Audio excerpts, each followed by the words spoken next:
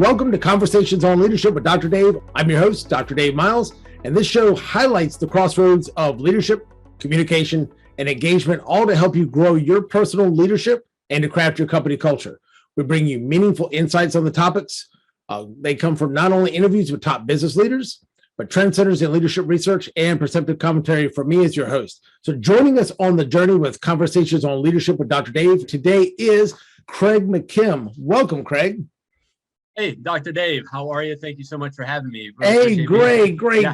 Thanks for being here. No, I wanted to get you, as we start, just to kind of introduce yourself to our listeners, give them a bit of your background, just kind of who you are, what you do.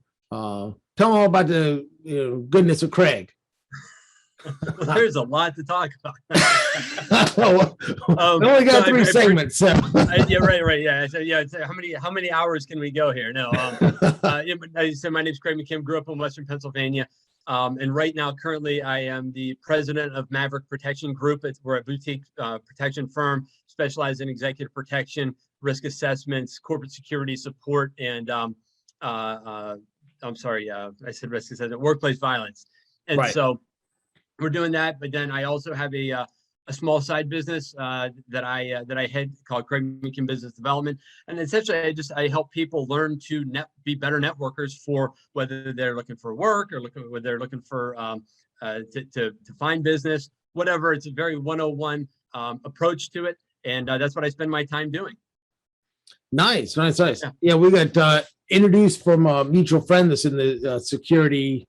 That works specifically in the security vertical. So that was really good. But with running that company and then still having the side business with the networking end of it, I want to at least start the conversation off with asking, what does leadership mean to you? And more specifically, what does good leadership look like? Well, I feel like either have good leadership. I don't know if it's a zero-sum kind of thing. Right. But I think you either have good leadership or you either have leadership or you don't. And I think it's either good leadership or you don't have it.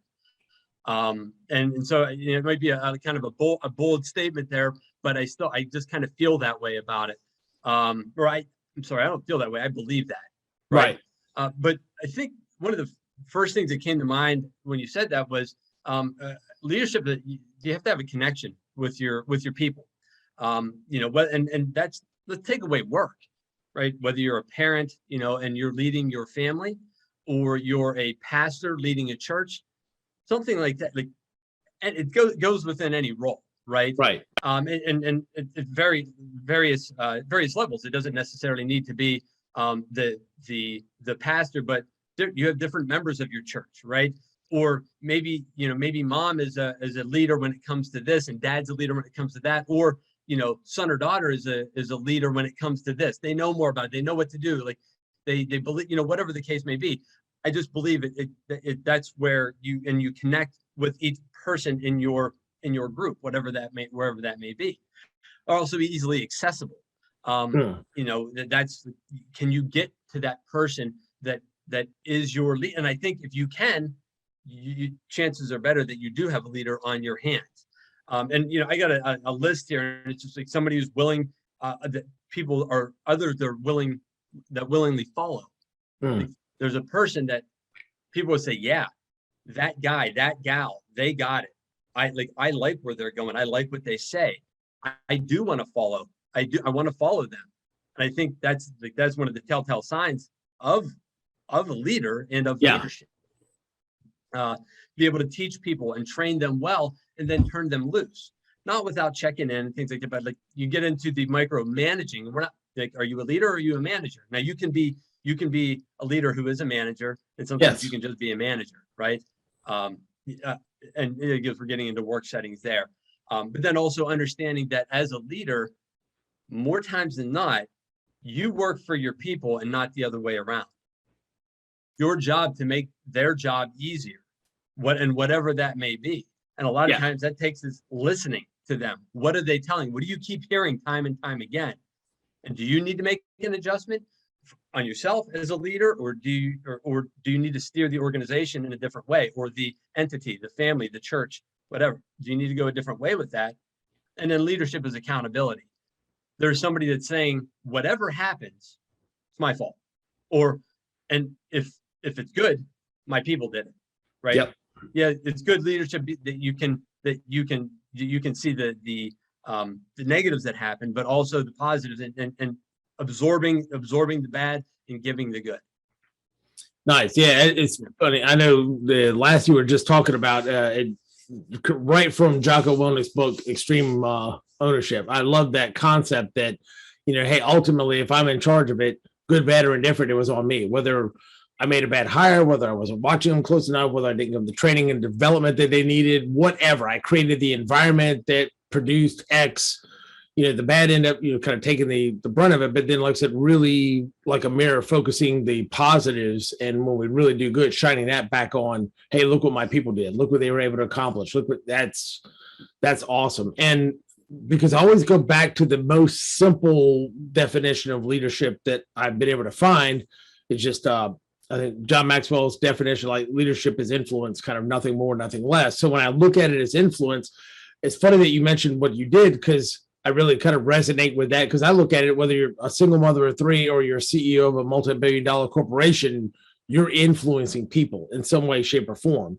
I would say sometimes that influence is good, and sometimes it's less to be desired. I mean, it's not as good as it could be. It's still influence. Right. Yeah. And I look at, you were talking about definitions of leadership. It's funny because I'll give a military unit, for example. You might have the butter bars are technically in charge, but when they give some order that sounds half cocked, they're going to look at Sarge and be like, all right, we're going to, then when he gives the head nod, right? Yeah, we're going to do that. Right. Yeah, absolutely. And you mentioned Jocko.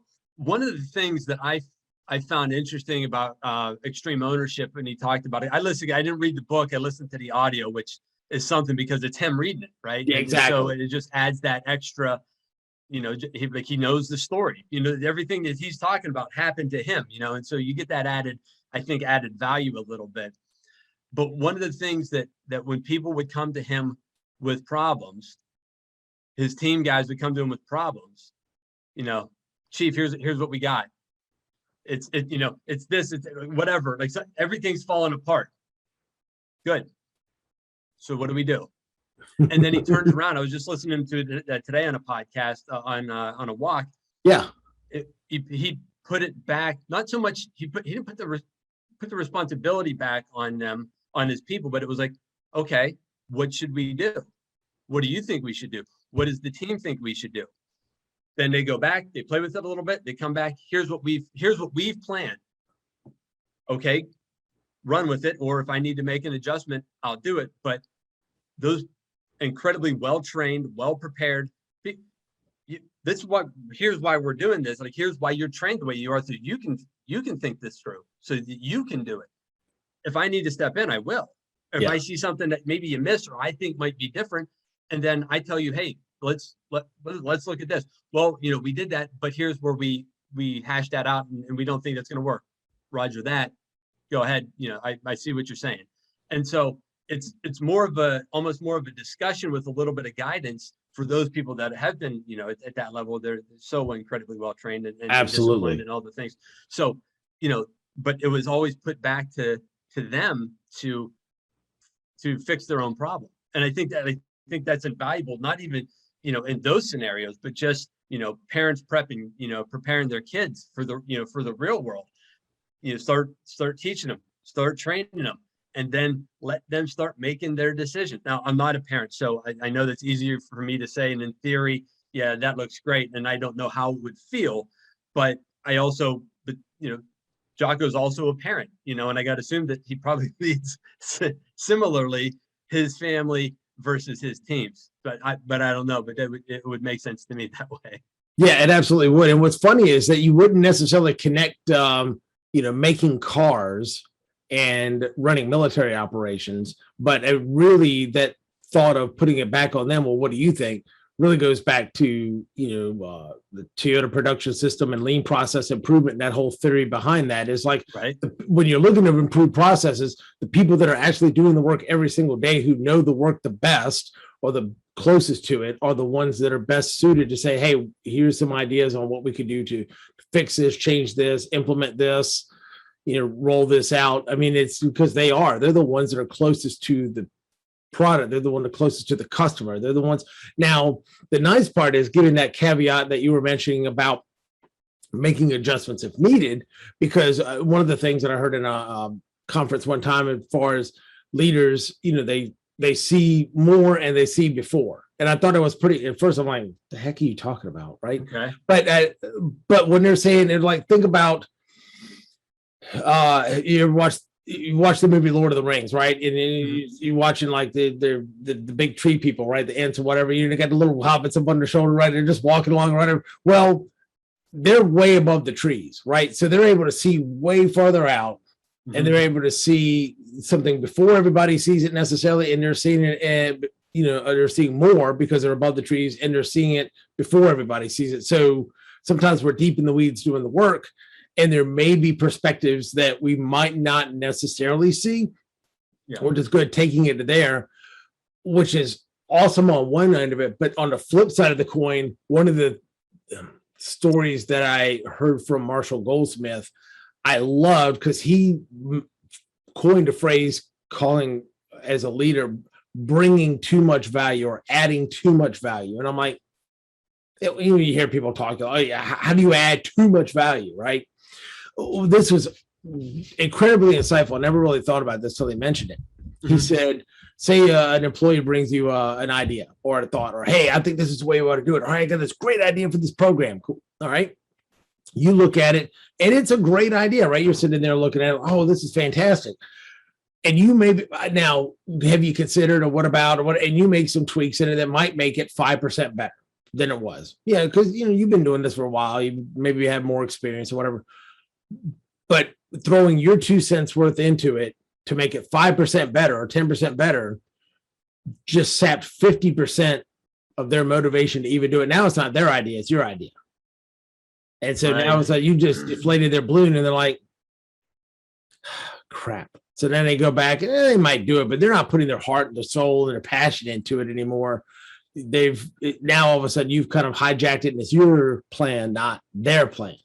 They don't own it. You do. And so that's why, so that extra 5% improvement negates 50% of their enthusiasm to carry it out. You just shot yourself in the foot. Yeah. And I think that's potentially a fine line that you have to walk as a leader. And how do you get that? Well, you connect with your people. You want to know, like, what is it that they need that to move forward? Like, would instead of giving them a whole, giving them the 5%, what's one more thing that could really add to it? And so that's being involved and understanding their thought process and what they come to you for. At what point in their history have they come to you for advice or for the next thing? And do you spend time thinking about it, or do you just do I don't want to say bark in order, but you give right. something and then go back to doing whatever you're doing. And then you wonder why this project, this problem, this whatever is failing. So, I don't know, but I think that there's a Gary Vaynerchuk says this. He talks about in marketing, what's the best marketing strategy? Care. Yeah. Care empathy. About your clients, care about your people. And I think that goes into leadership too, to some level. And I don't want to get into, how much from this person, because I think it's going to differ between everybody. Right. Yes. And so within leadership, if you're connecting with your people, whether it's their employees, your parishioners, your family members, whomever, you're going to know where to add, where to stay silent, where to push a little, where to push a lot. To get the best project, to get the best outcome for everybody. Right. And I think you're right on the fine line. And we'll come back to this in our next segment. But that fine line is, do I know something that they don't know that I have to input that would if I don't, it's going to negatively impact the outcome, or am I just trying to put my little 2 cents worth of my preference in and have it the way I want it? So that does make for a, like I said, it definitely a fine line that you have to kind of figure it out. But with that ends our first segment here on Conversations on Leadership with Dr. Dave.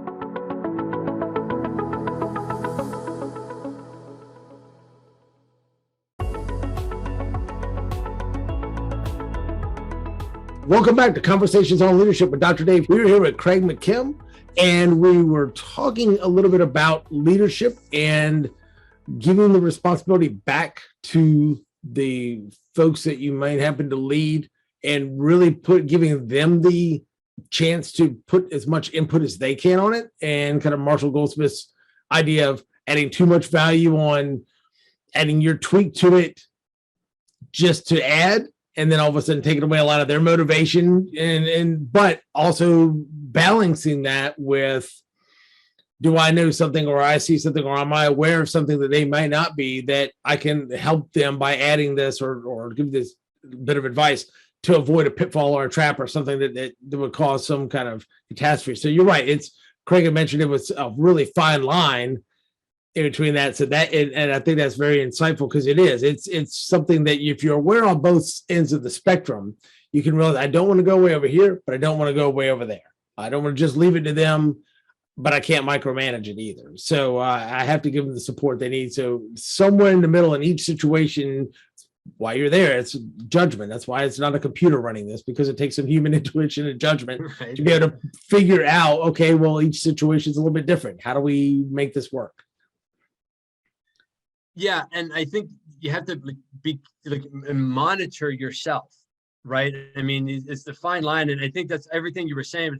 Monitoring, thinking about the conversation. How am I leading? And you said it, like, am I saying it just to say it? So am I in control of my ego? Yes. And I may not be ripping my shirt open and like, I'm the man, right? But do I always have to have something to say? And a lot of leaders, that's kind of maybe how they got there, right? Because they were right a lot, or what they said meant something to them. So like, why would I change now? It's like, well, once you're and I got to think, each scenario is different. Each company is different, all of that. And it certainly can't be a cookie cutter, though. I think, there are some characteristics that come with you. Right. But it's I think so abandoning ego makes a leader, or can make a leader a leader. Are they willing to? We just started a detail yesterday that I stopped in to see the guy that was working there, because it was like we deployed him, got there, and he's figuring it out as he goes. So I get there kind of towards the end of his shift. I'm like, hey, what's been going on? What's happening? What are we supposed to do? Because I had a little bit of information. We get somebody there that we know that can handle, that can get it up and running. They stand it up, and then they learn as they go, and they adapt. And then they come back, and now when he's not on it and somebody else is, we're going to pass along his notes to that person. And all I did was say, hey, put it all down on paper so I can pass it along to the next guy. Nice. And so that was it. Like, because I didn't know what was going on outside of the bigger, like, here's why we're here.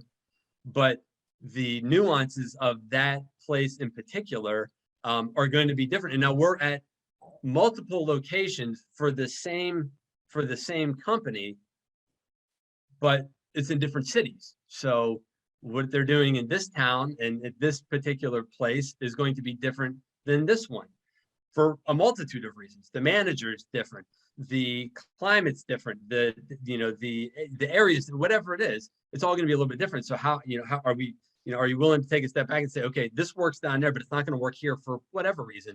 Right. And then allow that to be. No, that's a great way to put it. Because like I said, if you're guarding a building in the middle of a cornfield, it's going to be different than guarding in the middle of a high crime urban area. That's, there's a whole different, like I said, a cultural feel. It's everything. Just maybe what you're protecting is completely different from one to the other, even though it's the same company. So there's a lot of variables in that, but that's a great way to do it. You figured out, tell me what needs to be done so I can pass that along. So no, that's really cool. So I do want to start out with the next question is, what's one of the biggest leadership challenges that you've had to face? Well, funny right now. Right now with Maverick Protection Group, this is new. This is kind of new not doing the work, but Right. owning a piece of the company is new for me, and scaling it, or just managing it. Like I just said, like this is work. I was able to go to one location because I'm happen to be in that city that we're doing that detail on, but the other cities, I'm not there, and we don't necessarily have management on site. Except for the guys that we send, but you send the right people. So that's Right. part of it too, of leadership, is like, get somebody there that can stand it up. They'll do the right thing. You absolutely trust them with everything that you do operationally at that place to do the right thing. So the difficulty I feel, or the challenge that I feel, is scaling it properly with the right people. Getting into the right businesses, and how do we pass information? How do I not be overbearing? Because I love to over explain. I mean, I hate it, but I love doing it. But it's just like, I gotta pull back. So for me, that's the kind of the hard part of a business that's spread out, and I don't get to connect with people. You and I met through networking. Like, I love it. Like, I breathe networking. I love to do it. And that's all. And that's part of it. And that's, I think, part of leadership. And you can call it whatever you want. Right. Like, that's how I'm able to just break that connecting with people in general. Yes. Yes. And so when they're working for me, like, I definitely want to know what's going on with them. I want to know that we have the right people in the right places. And in this case, we do. Like, we got a good group of guys that are out there. They've shown their leadership capabilities. They were given the chance to lead teams, or to do exactly what they're doing. Go to a place, figure it out, report back, make some adjustments if we need to, and then kind of put it together in an SOP. But letting go of that, not over explaining, and all the things that I've been known to do. And the letting go part is tough too, because when they're in another city, there's nothing you can do. And then, even if the cities are side by side, you can only be one place one time. And that's also why you hire correctly and things like that, which is always a challenge too. I would say we lucked out, because my partner and I, and he's actually, Dave has done a lot. Dave Schlecht is his name, CEO of the company. He's done a lot of the hiring. And so he's done a really good job at that. And so hats off to him. And he's the guy who did it. And now it's just, it's managing, but when you're managing, people that are performing at their level, it's more like, kind of like a Jocko approach. What do you think? Is that what's working? You're on the front lines. You tell me. Sounds good. If there's something comes up, I'll let you know. So to answer your question, that's the challenge, is scaling it while still staying connected to my people. No, I completely understand it. And it's funny, you were talking about hiring and us being connected through the kind of networking or whatever. I've at least got to throw a shout out to for the security industry. At least got to shout out to the guy who did introduce us to each other, Al Robinette with a Career Path Consulting, because that's his vertical, is helping folks hire properly in the security industry. Mm-hmm. And it's funny, some of the referrals he's gotten from that, and some of the folks that complain about, hey, we can't keep the right people, and oh my God, our turnover is so high. And some of his long-term customers, that is how you got connected with him. Yeah, it's like, yeah, we're not having that problem. Like, we're good, right? Yeah, right. But it goes back to the importance of using the right tools and having the right people, but being able to make those correct hiring decisions. So if you can get the people that have the temperament for the job, that are right for the job, like I said, you have lots of people with a great skill set for it. I said, you may not want to have, and I'm being facetious since we're talking about Jocko. I mean, I make a joke of it, but you may not want to hire the guy who's the former Navy SEAL, who's, all he's done for the last 25 years is bust down doors and make it happen, right? Yeah. To join the firm as Paul Blart Mall Cop, right? It's just not his. It's just not. It's still a security detail, but it's not in his temperament, right? That's not his jam. He might be better on the, all right, let me put a suit and tie on and the cool little earbud, right? The sunglasses, and right, let me do executive detail, right? I may be more, it's more hands-on active, and things. So putting those people in, like Jim Collins might say in Good to Great, in the right seats in the bus, right? Or hiring properly for it, not just with, Yep, you got a pulse. Okay, cool. Let's go. Yeah. You got. Right.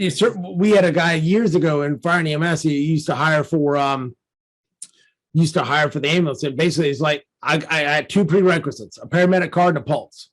But and it was like that's it. I literally just want, if you got the proper license and a pulse. I'm looking to put butts in seats, and it really struggled with a lot of the folks that even myself that worked there. They were really trying to produce quality product, quality service, really try to keep the standards high and do the right thing. And you had all these knuckleheads. I'm trying to be nice because it's radio, right? I can't do it so much, right? as you can be sometimes. Right. These knuckleheads that come in and like, this guy is like not firing on all eight. Why are you hiring this guy? Butts in seats. It's kind of like, I get it, but overall, you're bringing down the morale of the good folks. And I love I did a presentation recently where I just think this is awesome. Or there were 2 points that Marcus Buckingham, a quote that was, people don't leave organizations, people leave people, right? And so they leave bad managers, they don't leave bad companies. Yep. But on the other end of it, he had Peter Drucker, who is the guru of all things, I'll put in air quotes, management, before the term leadership and the split kind of came around. It's like good people leave when bad managers are in charge. Bad people leave when good management is in charge. And so it's kind of like, you got to really think about, so you as the business owner, but also the leaders that you have underneath of you. Are you cultivating that culture there? I want the bottom 10%, my bomb throwers, my actively disengaged people. I want them to leave because we're doing things right. We're being fair and we care about our people. And on the other hand, I want to make sure that we're not in the case that we're losing all of our good people and keeping our less than desirables. Same thing, just trying to be nice for radio. Right. And you're like, all right, well, that should be like the reverse engineer telltale saying, what am I doing wrong? Self-reflective as a leader. What am I doing wrong that our good people are leaving and our less than stellar performers are staying? That should be like the hit and a half for you that maybe I ought to go back and look at what I'm doing. Yeah, I think that's when you get into,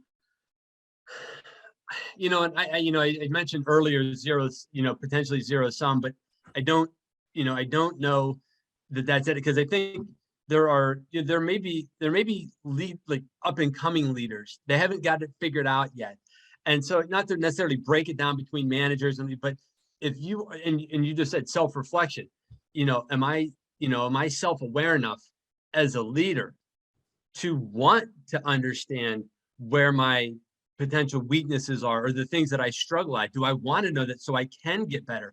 And where I'm starting to see a switch in like who's coming and staying as, or as who's coming and then leaving. Yeah. And is it, am I keeping more of the people that I want? Like, oh, okay, what am I doing? Because this person, this guy, this girl who is top shelf, they seem to be pretty happy. And, this other guy that I was trying to figure out how I'm going to get out of here, he kind of bowed out on his own. So what, where was that? What did I do? What did I do right? What did I, where was it? Was it something I said? Is there something that what is it? And I don't think that's like, I think that's almost a daily thing, or even, I don't want to break it down too far, but each decision, and then talking about it with other people, having those conversations. Hey, Dave, I had this conversation with this person. They seem pretty happy. I wanted to bring it to your attention. Like, have you noticed something that you've done, that I've done, that maybe has helped keep the right and turn back and turn away the wrong, wrong. Yeah. So I don't know. No, I completely get it. And you're right. It's one of those things, you're trying to develop this culture, and it's a moving target. It's you're constantly trying to, evaluate, reevaluate, figure out, like I said, did right and did wrong. But like I said, if you can keep your good people and lose some of your bad people, typically you figure you're running things right. And it's funny, I'm not going to get terribly off into the weeds on this topic, being we got a minute left on this segment. Right. You're talking about leadership versus management. Well, one of the things that I use to try to help, because a lot of people say, oh, you're a manager versus you're a leader. Well, technically, I mean, you're a really bad leader, right? I mean, when they call it, all right, you're a manager, but there's management is a skill set, right? Is planning, organizing, developing, budgeting, blah, blah, blah, blah. There's a whole acronym that for all these things that is a specific skill set. And there's people that are great visionary leaders. They suck as being a manager, right? Because there's a certain specific, it's a defined skill set. Mm-hmm. There's people that are really good at that defined skill set that just absolutely suck at creating a vision and being a leader. And there's some people that honestly suck at both. So it just happened to be in the position. It's just what it is. But I want to get to that at our next segment. And speaking about which, it is about that time to go ahead and go to our break. So we will see you all in just a few minutes back here on Conversations on Leadership with Dr. Dave.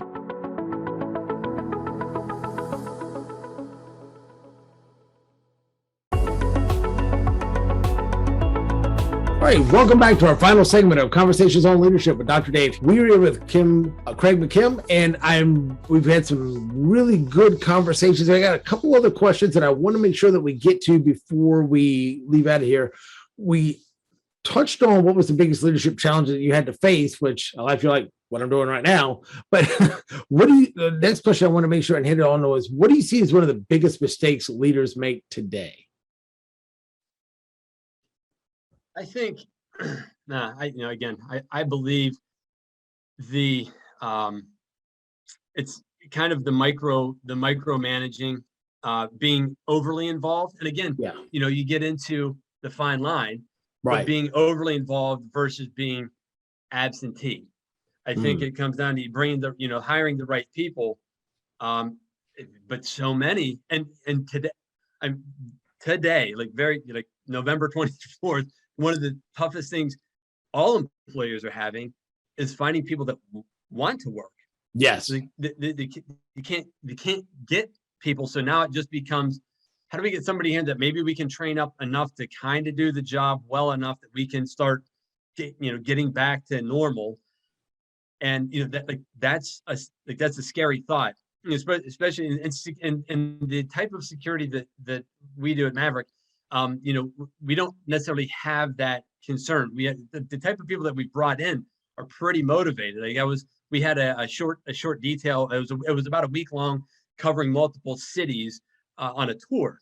Nice. And the guy that we got to essentially be the detail leader for all of them had been an Army Ranger. And that's, when you get into special operations, they're all leaders to some point. Some are better than others, but it's like if nothing else, they have to lead themselves.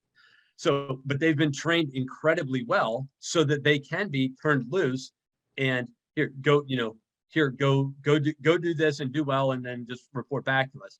And so I think that's one of the things is training isn't necessarily a priority. It's get somebody in there to, let's rush them through training and then put them out there to work. And when they screw up, we're going to say, you know what, you didn't perform because, well, if we were looking at ourselves, we're self-aware.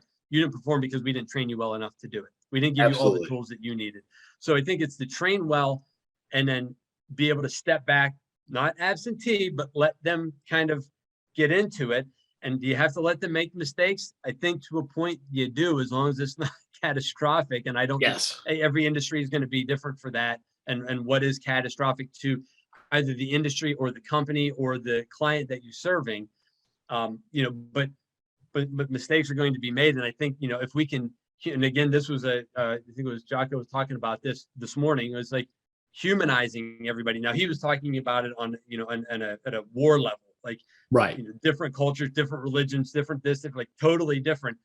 But if you put two people in the same room and they're not on the far end of either side, you find out that person is, that soldier is a husband and a father and a son to somebody that has goals, that has, things like they're people. Yeah. And so, giving those people the tools to go forward, make mistakes, but then also succeed. I think sometimes we miss that. Yeah, no, and I agree with that 100%. That's the one thing that I've always been fairly good at. I guess I just look at self-awareness. It's always been interesting to me to where I can have two people that I'm friends with that absolutely hate each other, right? person A and person B, and they hate each other. Totally different ends of it. I've always been able to be friends with person A and friends with person B. And I'm like, you always have to explain, like, just because I'm friends with person B, like, stop it, right? It just, I can still be friends with them and friends with you, even though you guys, want to burn each other's house down, right? You hate each other. I mean, it's so it's like, hey, I can't believe you be friends. Stop, right? Yeah. Don't judge me because I can get along with both of you, and you try to see both sides of the coin, and you might have ones you agree with more or not, but it's just the fact of, like I said, you see them as people, and you can to some degree mitigate, bridge the gap where you can, but at least you keeping that cordial relationship with both, and making the other folks understand that I'm not going to give up my relationship with this person to keep the relationship with you. I mean, sometimes that really is a zero-sum game. And at some point you're like, okay, you may have to go down that road, but to the greatest extent possible, I'll try to avoid that at all costs. That way it's not an us versus them or we versus they. It's like the old cartoons, with the two little forts, we on a flag that says we on one side and they on the other. And they're just lobbing cannons back and forth all day long. It's like, no, we're all in this together. And what can we do to kind of, come up with some common ground in our organization, in our country, in our community? There's got to be something we all agree on at some level, you would hope. And I think there's a level of, one of the things that I really work at is not, it's, I mean, there's some things that are right and wrong, right? But right. The vast majority of the time, especially when it comes to relationships, I don't agree with them on this, but we're both, we talked about this the other day. We're both Steeler fans, right? Like, so we can come together and watch a football game or a Browns or Cowboy, whoever you like, right? I mean, it's like, right. You hate that person because they work at a different company or whatever. They politically, but you both love that team, or it can be whatever. But I think, and we talked about it earlier, is like, seeing far, or seeing a big picture of, like, and if we were willing to listen to one another more than anything, like, we see that they are sons and daughters and parents, and they're all these things that are not their beliefs or not their political affiliation. Like, we're people. So allowing for difference of opinion. You may not understand it, but what's the line? First seek first to understand, then to be understood. Yep. Like, we spent more time listening. As leaders, if we spend more time listening, where might we be able to go, as an organization, whether that's a company, as a church, a family, a county, state, country, if we spent more time listening, wouldn't we be better off? And allowing that to be, and allowing difference of opinions, and then accepting the person for the person. You don't have to accept what they do or like what they do, but understand that people are people, and that sounds hokey maybe, but no, I don't know exactly. Allowing for people to be themselves and expecting them to be themselves. Yeah, I think that allows just for a lot more a dialogue. And one thing that you brought up that I really like, and I wanted to stress at one point, is that there are things that you believe in. There are certain values that you have that are like core foundational values, truths, whatever, that you're like, no, this is my line, right? We can look at the gray area. We can always compromise on something, find something that we have in common. But everybody should, knock on wood, have some level of foundational beliefs, truths, ideas, something to, like, this is fundamental to who I am as a person. And maybe at that point, I can't go with you on the journey if you're on the other side of that line. That's my, whatever it is. I mean, it doesn't matter what it is, but like, there's something that you hold true, and it's a belief or a core value. And I just had a conversation with the CEO the other day that's no longer with the particular company, and just kind of, without getting into he didn't get into the whole lot of the details, but the biggest thing was, like, the board was asking me to do something that was against my core values and what I felt like would be against the core values of the company. And they have every right to ask. And it's going back to the Jocko example. It's just like with a general. Okay, the president might order something, or the general might order something, or the colonel might order something. And then if you have that big of a moral obligation against that, like, I don't believe this is correct, then you have a choice. Either I do it, i.e. I compromise my values, or I'm like, deuces, and you're out, right? Here's my resignation. Thank you very much, blah, blah, blah, blah, blah, and go. And so that, in an honorable way, that's what a lot of generals, a lot of folks who did it, they don't agree with the order. They don't think that the plan that was come up with and agreed on is going in the wrong direction. Instead of being a bomb thrower, instead of stirring hate and discontent, instead of whatever, or on one end, or compromising their values, or having to do something that they don't feel is right. It's like, I can't agree with it, so I got to bow out. And at least that's, and those lines do exist, I think, but they're few and far between. People want to put those lines dead center on the 50-yard line. Talk about the football analogy. They may be like the red zone, right? They may be, the inside the 20 on both ends of the spectrum, right? There probably is some core foundational values are like, I can't cross that line. Whatever that line is, I can't. But nowadays, it seems like people are trying to put that line right on the 50. It's like, if you're not right on the 50 with me, then, you're a piece of, expletive of choice. And it just, I have to hate you and whatever. It's like, no, stop. Just take a deep breath, get your Rusa on, and let's find we have more in common than apart. Well, yeah. And like they say, most of the country is probably like that, right? Where it's, most people don't know enough about, what's going on, and they don't understand trade agreements, and they don't understand how the DOD works, and they don't understand, like, I think most people are there. The loudest voices, the squeaky wheel gets the grease, right? Yep. But unfortunately, right. But what I think happens is, people then feel somehow either you can let it go, kind of all of it. Yeah. Or you put yourself in, like, if we get to this line, not it's the 50, but it's, right, whatever it is, the 20, the 10, you're in complete control. You don't have to, but you get an order that you don't want to do. The general, like, how many generals, like you said, they leave. This compromises my core. So I'm going to leave. You're in complete control of that. And I think when people understand that, your stress level goes down, right? I mean, just like, what if they do this? What if this is going to happen? Like, I don't, like, you're in control of those situations. Now, there's some things that, you can't, drive over 55 or, whatever it is now. Like, there's things that you can't do, but you can also choose not to drive. You can choose to not go on that highway. You can choose, you can choose a different route that's going to allow you to drive the way that you want to drive, again, safely and all that other stuff. Right. But being forced or being held in, in one place, a lot of times it's our mind. They talk about the what is it, the elephant or something that's like, they as a small elephant, as a baby elephant, they screw a stake down in the ground, and as much as they pull, and they can't get away. And right. Eventually they turn to, like, where they put their harness around a plastic chair, and the elephant doesn't go anywhere, even though it could walk away with it.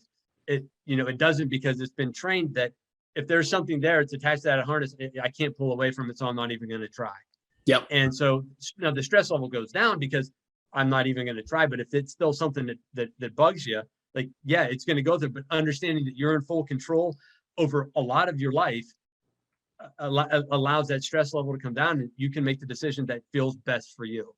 Yeah. You're like, okay, temporarily, this is going to suck. I might have to leave this job. I might have to look at something else. I might have to do something, get rid of a friend or end a relationship or something. But the big picture, I think, just like this one gentleman, you're better off when you can not worry about compromising your principles, because it might gain short term, right? Okay, I kept my job, I kept this relationship, I kept whatever, but how's that going to gnaw at you long term when, or in the fact of a general? Okay, well, how's history going to look at you when you said this for the first 30 years of your career, and then all of a sudden you ended up veering off, having a left turn at Albuquerque here, right? At the last minute. And then that crappy decision and that series of things afterwards, that little small, I veered off my set of values, is going to end up defining your whole career and legacy, which is sad.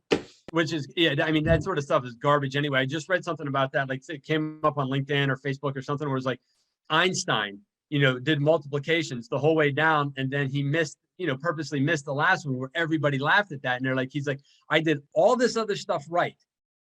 And I missed this one thing. And that's what you're focused on. Yep. And that's I don't know if that's a cultural thing, but that seems to be like, it seems that some like to see others suffer. I think that's kind of how we are as humans. I mean, you just genetically, evolutionary, you're key to pick up on anomalies, right? If everything is in a sea of correct, and then that one thing that's incorrect is what's going to pop up that's going to catch your attention, I think we're kind of, bred for that. I mean, it's just part of our nervous system is that, okay, well, I'm looking out over the plain, right? Well, what shows up as at a place? That hungry tiger, right? Wow. Okay. That sucks. That's not the bunny rabbit. Okay. That's not the deer and that's not the tree. Yeah. That would probably suck to like run into the hungry lion or the hungry tiger, right? So that's what's at a place. I need to get out of here, right? So it's just that type of, what sticks out, what's potential danger, So I think that's what we're kind of prone to kind of look at that. So we got about 2 minutes left. And I wanted to ask you, two things. One, what do you think, really quick, what do you think is the best way for leaders to improve their leadership skills? And then the last one we're going to tell listeners how they can connect with you and Maverick and all that kind of good stuff. So what do you think is the best way for leaders to really improve their leadership skills? I think the first and foremost is that you have to want to. You have to want to be a good leader. You have to have that desire, and maybe discover your why as to why you want to lead. And it could be a multitude of things. Like you want to go on to the next whatever, that you want to practice being a leader here so you can go do it someplace else, or do it here. Or, it's a why. Simon Sinek, right? Yeah. What's your why? Or find your why. And then connect with other leaders, right? Other people that you admire, other people. Go to training, go to seminars. John Maxwell. I just realized that about you, that you had gone through that training. Like John Maxwell, like he's the guy, right? I mean, he's the guy. I'm a huge fan. I've read a number of his books, and I still haven't even scratched the surface of what's available to me. But like putting in the work to do it. But that all starts with, why do you want to be there, and do you want to be a good leader? And I would say that is pretty foundational. If you don't want to improve and you don't want to be a good leader, you're not going to put in the work to do that. So tell folks how they can connect with you and Maverick. Lots of ways. You can, maverickprotectiongroup.com. You can find me at Craig, me personally, Craig McKim Biz Dev, like business development, BIZDEV. And then if you search me on LinkedIn, just Craig McKim, you'll see me pop up. Facebook, Craig McKim Coach there. Instagram, Craig McKim Biz Dev. And then I also have a podcast. It's been a little inactive recently, but if you go to Anchor or Spotify or Apple Podcasts, and just search Craig McKim Networking, you'll find me there as well. Nice. And I would definitely recommend anybody who is interested in finding out more about networking and how that can benefit you as a leader, or you as a salesperson, or you just in general, definitely go check out Craig's material. He's got a great presentation and a great program on really helping you develop that and flush that out in a whole lot more detail. So definitely check out Craig McKim and all those different areas. And I really appreciate you being on today on Conversations on Leadership with Dr. Dave. And we will ask everybody, if you just text the letter COL for Conversations on Leadership to 540-900-0450. We've got a lot of listener resources and different things that you can tap into. So just text the letters COL to 540-900-0450. And like I said, there's a whole lot of listener resources we have for you guys. Thank you again, Craig, for being on here today and joining us here on Conversations on Leadership with Dr. Dave.